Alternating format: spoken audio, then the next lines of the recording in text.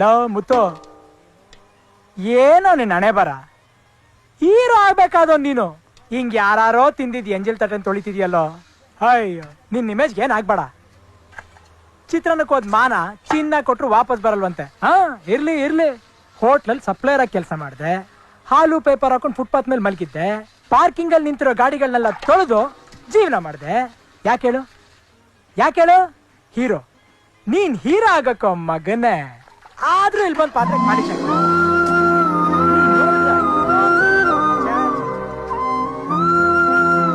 ಹಣ ಇಟ್ಬಿಟ್ಟು ಅಭ್ಯಾಸ ಕೊಡೋಣ ಅಂದ್ರೆ ಇರೋದೇ ಒಂದ್ ಕಿತ್ತೋಗಿರೋ ವಾಚು, ಅದನ್ನು ಬೇಡ ಅಂತಾನೆ.